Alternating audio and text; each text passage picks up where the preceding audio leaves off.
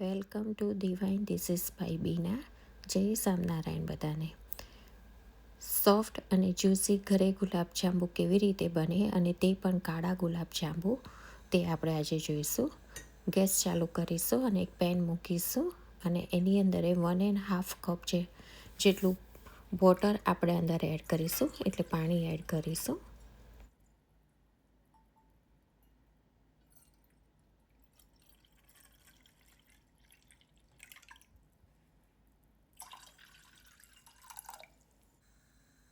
350 ગ્રામ જેટલી sugar add કરીશું આપણે અને એની ચાસણી બનાવવા માટે મૂકીશું.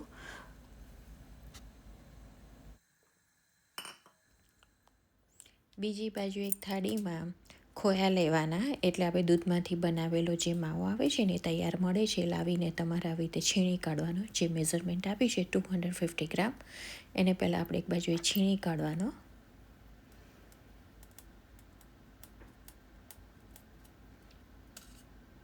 આ મેં જો અત્યારે માવાને છીણી કાઢે છે 250 ગ્રામ, અને 100 ગ્રામ પનીરને લઈને પણ આપણે છીણી લીધું છે. આ પનીર છે 100 ગ્રામ. આમ તો બધું તમે હાથેથી બધું મિક્સ કરીને મચેડીને સોફ્ટ ડો બનાવી શકો છો, પણ જો આપણી પાસે એટલો બધો ટાઈમ ના હોય તો એક મિક્સર ગ્રાઇન્ડર લેવાનું. એની અંદર પહેલાં આ માવો મૂકીને ક્રશ કરી નાખવાનો, એટલે સ્મૂથ એકદમ પેસ્ટ બની જશે. જરાક ખોલીને આપણે જરાક ચેક કરી લેવાનું સ્મૂથ માવો થયો છે કે નહીં. જો ના થયો તો ફરી પાછું ચર્ન કરી લેવાનું મિક્સરમાં. જો થઈ ગયો છે ને, સોફ્ટ એકદમ લીસો થઈ ગયો છે. હવે એની અંદર આપણે જે પનીર છીણેલું હતું ને 100 ગ્રામ, એ એની અંદર એડ કરી દેવાનું અને એને પણ બધું ક્રશ કરી લેવાનું.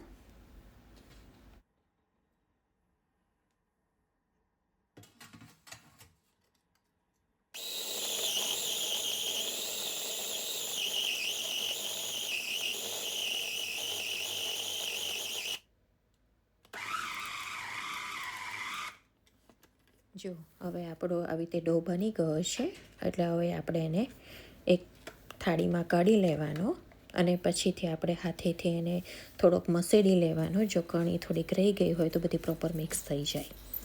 તમે આવી રીતે હાથેથી પણ હથેળીના મદદથી પણ તમે એને ઘસીને એનો ડો બનાવી શકો છો. સોફ્ટ ડો બનાવવાનો છે તમારે. હવે આપણો આ સોફ્ટ ડો થઈ ગયો છે. જો એકદમ સોફ્ટ ડો થઈ ગયો છે બરાબર.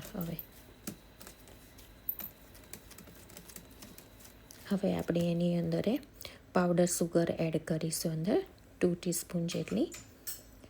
જે તમને મેઝરમેન્ટ આપ્યું છે ને 15 ગ્રામનું, એ. અને 1/2 ટીસ્પૂન આપણે બેકિંગ પાવડર ઉમેરવાનો છે. મેં પહેલાં ઉમેરી દીધું એટલે મારે રેકોર્ડિંગ રહી ગયું, પણ મેં તમને બતાવી દીધું છે. 1/2 ટીસ્પૂન બેકિંગ પાવડર અને 4 ટેબલ સ્પૂન આપણે મેદાનો લોટ આવે છે ને, એ ઉમેરવાનો છે.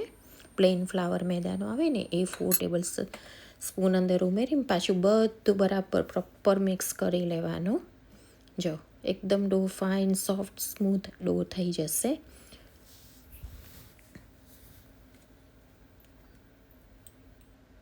થોડોક લોટ નાખતું જવાનું એની અંદર અને મેદાના લોટની અંદર એડ કરતું જવાનું.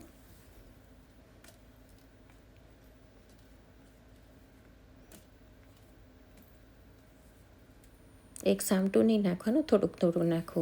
જ્યારે તમે એના નાના પેંડા બનાવો અને તમને લાગે કે આ જે ડો બહુ ડ્રાય લાગે છે, તો 1 ટીસ્પૂન તમારે અંદર દૂધ ઉમેરતું જવાનું અને મચેરતું જવાનું, અને 30 ગ્રામના બોલ્સ તમારે બનાવવાના છે આમાંથી. આવી રીતે હાથેથી ફાઇન સરસ રીતે મસળી લેવાનું, એટલે ક્રેક ના પડવી જોઈએ બોલની અંદર. આ જો મેં 30 ગ્રામના બોલ લીધા છે, એટલે આમાંથી 13 જેટલા તો તમારા ગુલાબજાંબુ બનશે જ. જો મને ડ્રાય લાગે છે, કારણ કે મારો માવો છે ને બહુ ડ્રાય હતો, એટલે મને એની અંદર થોડુંક દૂધ ઉમેરવું પડે છે. એટલે દૂધ ઉમેરીશ ને એટલે સોફ્ટ થશે. જો ફાઇન સરસ સોફ્ટ થશે, સરસ ગોળ રાઉન્ડ એના બોલ બનશે. એક સરખા બોલ બનશે. 30 ગ્રામના લેશો ને તો એક નાનું નહીં બને ને મોટું નહીં બને. સરસ મેઝરમેન્ટ સ્કેલ ઉપર કરવાનું 30 ગ્રામનું, એટલે એક સરખા બોલ બનશે ને એક સરખા તમારા ગુલાબજાંબુ થશે. ચાલો આપણે બધા એક સરખા બોલ બનાવી લઈએ અને એક બાજુએ આપણે ગેસ ઉપર તેલ અને ઘી સરખા ભાગે ગરમ કરવા મૂકીશું.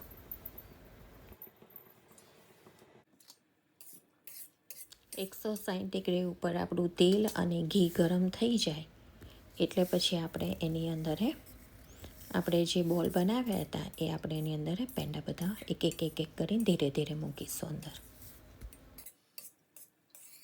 ગુલાબ જાંબુને ટચ ના થાય એવી રીતે તેલની અંદર તમારે જારો ફેરવવાનો. એટલે આમ ગોળ ગોળ હલાવશો ને તેલ એટલે ઓટોમેટિક ગુલાબ જાંબુ અંદર ગોળ ફરશે. એટલે ચારેય બાજુથી એક સરખો કલર આવશે અને ચારેય બાજુથી સરખા ચડી પણ જશે. જો તમે ક્યાંય ગુલાબજાંબુને ટચ નથી કરવા દે, ખાલી તેલને જ હું હલાવું છું એટલે એની જાતે જ ઓટોમેટિક નીચેથી ઉપર પણ આવશે ને એની જાતે ગોળ પણ ફરશે. અને થોડોક મીડિયમ તાપ રાખીને ધીમા તાપે એને થવા દેવાના, બહુ ફાસ્ટ ગેસ ઉપર નહીં થવા દેવાના. ધીરે ધીરે તમારે કેરેમલાઇઝ થવા દેવાના. સુગર નાખી છે ને એટલે ઉપરનો જે કલર છે ને એકદમ કેરેમલાઇઝ થશે અને બ્લેક પણ થશે ધીરે ધીરે. અને મેદો આપણે જે એડ કર્યો છે એનાથી અંદર ચારી પણ બહુ સરસ પડશે. જ્યારે તમે ચાસણીમાં ગુલાબજાંબુને મૂકશો ને તો સરસ રીતે અંદર એબ્ઝોર્વ કરી લેશે ચાસણી. તમે એકવાર આ બનાવજો પછી મને કહેજો કેવા બન્યા છે. બહુ સરસ બને છે. જો એક કરીને મેં ગુલાબજાંબુ મૂક્યા છે ધીરે ધીરે. એક સામટા બધા નથી મૂક્યા. જેમ અંદર કઢાઈયામાં આપણી જગ્યા થાય ને એમ તમારે ગુલાબજાંબુ મૂકતા જવાના અને તેલને આવી રીતે હલાવતું જવાનું. એટલે બધા ગુલાબજાંબુ ગોળ ફરતા જશે, નીચેથી ઉપર આવતા જશે.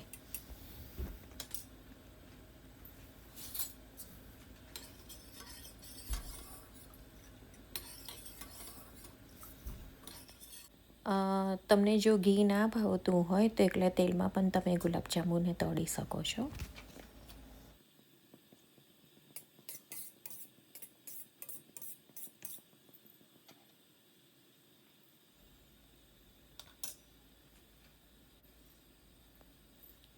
તમે જોઈ શકો છો એક ગુલાબજાંબુ એની જાતે ધીરે ધીરે ગોળ ફરશે અને તમે જરાક ધારીને જોશો ને તો એની જાતે એક ગોળ ગુલાબજાંબુ ફરશે.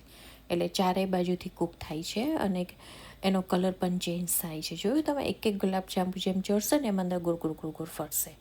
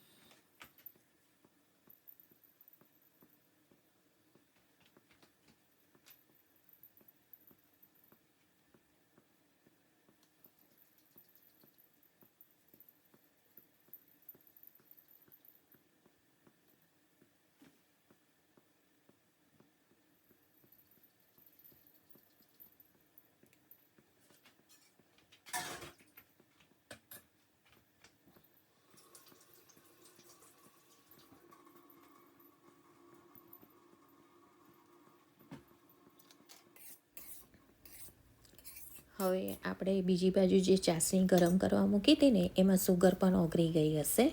પણ ચાસણીમાં ખાલી ચીકાશ જ આવી જોઈએ, તાર ના બનવો જોઈએ. એકદમ પાતળી પાણી જેવી ચાસણી હોવી જોઈએ.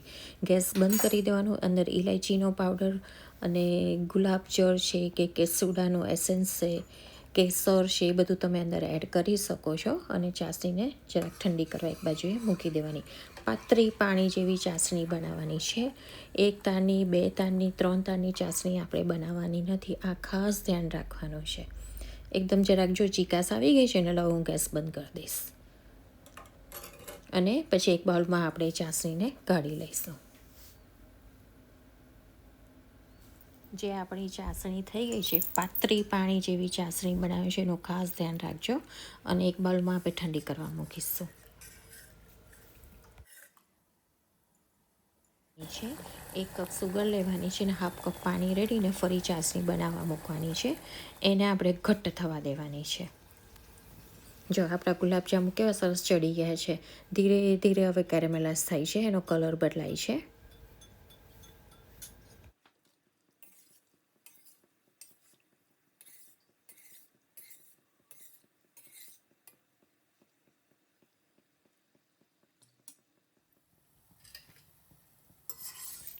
જો આપણા ગુલાબજાંબુનો કલર બદલાઈ ગયો છે. તમને એમ થશે કે બીનાબેને તો બધા ગુલાબજાંબુને બારી કાઢ્યા છે, પણ આ બારી નથી કાઢ્યા. કારા ગુલાબજાંબુ આવી રીતે જ માવાને પનીરમાંથી બને છે. એટલે એકદમ ફાઇન સરસ કલર, બ્લેક કલર અંદર આવશે અને ટેસ્ટમાં પણ બહુ સરસ લાગે છે. એટલે એકવાર તો ટ્રાય કરજો તમે કાળા ગુલાબજાંબુ ઘરે બનાવવાના. જો હવે થઈ ગયા છે ને. તમને જેવો હજુ વધારે બહુ ડાર્ક ના ગમતો હોય તો થોડાક બ્રાઉન કલરના રાખી શકો છો. પછી તમે ગુલાબજાંબુને બધા કાઢી લેવાના. અને જે આપણે ચાસણી બનાવી હતી ને પહેલી પાતળી પાણીવાળી, એ બહુ ગરમે ના હોવી જોઈએ ને બહુ ઠંડી પણ ના હોવી જોઈએ. વોર્મ ચાસણી હોવી જોઈએ. ને એમાં પછી આ ગરમ ગરમ ગુલાબજાંબુ એની અંદર આપણે ઉમેરી દેવાનું. જો આપણી આ વોર્મ ચાસણી, પહેલી જે ચાસણી બનાવી હતી ને પાતળી પાણીવાળી, એની અંદર હવે આ જેવા મેં પેનમાંથી કાઢ્યા ને ગરમ ગરમ ગુલાબજાંબુ સીધા જ એની અંદર મૂકી દીધા. ચાસણી આપણી વોર્મ છે, બહુ ઠંડી એ નથી ને બહુ ગરમ નથી, એનું ખાસ ધ્યાન રાખજો. જો બહુ ઠંડી હશે ને તો ગુલાબજાંબુ એ થઈ જશે, અંદર ચવડ થઈ જશે. અને બહુ જ ગરમ પણ હશે ને તો અંદર એકદમ ફાટી જશે. એટલે ખાસ ધ્યાન રાખજો. વોર્મ ચાસણી હોવી જોઈએ આપણી પાતળી પાણીવાળી. આ આપણી જે પહેલી ચાસણી બનાવી હતી ને એ ગુલાબજાંબુ છે. મને થોડોક બાઉલ નાનો લાગે છે એટલે હું બીજા બાઉલમાં હમણાં કાઢી લઉં છું. એટલે સરખી રીતના બધા ગુલાબજાંબુ ઉપર ચાસણી સરખી રીતના ચડી જાય. અને એને 2 કલાક સુધી આપણે રહેવા દેવાના છે. અને બીજી બાજુએ આપણી બીજી ચાસણી કરવા મૂકી છે, એને આપણે થીક ચાસણી બનાવવાની છે. 1 તારની ચાસણી બનાવવાની છે. હવે આપણે આ બીજી ચાસણી બનાવવા મૂકી છે, એમાં 1 ટીસ્પૂન જેટલું લેમન જ્યુસ અંદર એડ કરવાનું છે. અને આપણે 1 તારની ચાસણી બનાવવાની છે. તમે હાથેથી પણ ચેક કરી શકો છો 1 તારની ચાસણીનો તાર કેવી રીતે બનાવવાનો. અને હાથથી ના ફાવે તો ચમચીથી પણ તમે ચેક કરી શકો છો. જો હું તમને બતાવીશ કે ચમચીથી જો આવી રીતે ડ્રોપ કરશો ને એટલે છેલ્લું એક ટીપું હશે ને એમાંથી આમ થ્રેડ નીકળશે. એટલે 1 તારની આપણી ચાસણી થઈ ગઈ. એટલે ગેસ બંધ કરી દેવાનો.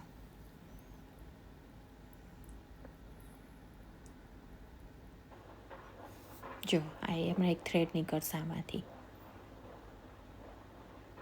જો થયો ને એટલે બરાબર ને.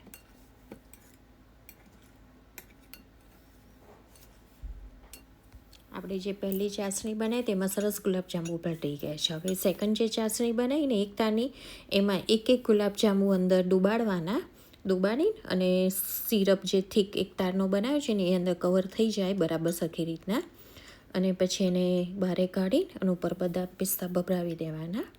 અને પછી બાઉલમાં કે ડીશમાં તમારે જેમાં પણ ભરવાના હોય એમાં કાઢી લેવાના પીરસવા માટે. એકવાર તમે આ ટ્રાય કરજો. બહુ સરસ ગુલાબજાંબુ બને છે. તમારે બહારેથી કોઈ દિવસ લાવવા નહીં પડે.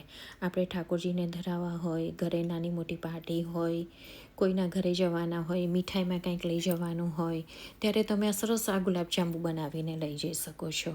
અને 2 વીક સુધી તમારા 2 થી 3 વીક સુધી આ ગુલાબજાંબુ તમારા બગડશે નહીં. ફ્રીજમાં રાખશો ને તો.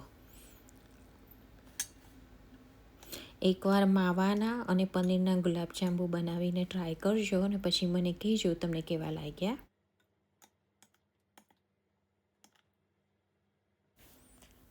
તમને જો આ મારી રેસીપી ગમી હોય તો મારી ચેનલને સબસ્ક્રાઈબ કરજો, લાઈક કરજો અને શેર કરજો.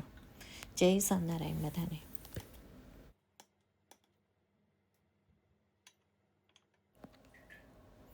સોરી, મારે તમને ગુલાબજાંબુને કાપીને બતાવવાનું રહી ગયું હતું. એટલે જો મેં ગુલાબજાંબુ કાપ્યા અને જો કે સરસ ઓબ્ઝર્વ થઈ ગઈ છે એની અંદર ચાસણી. જો આમ દબાવશો ને અંદરથી આમ ચાસણી નહીં કરશે. એટલે પરફેક્ટ તમારા કાળા ગુલાબજાંબુ થયા છે અને અંદર જારી પણ બહુ સરસ પડી છે. Thank you. જય સ્વામિનારાયણ મારી વિડીયો જોવા માટે બધાને.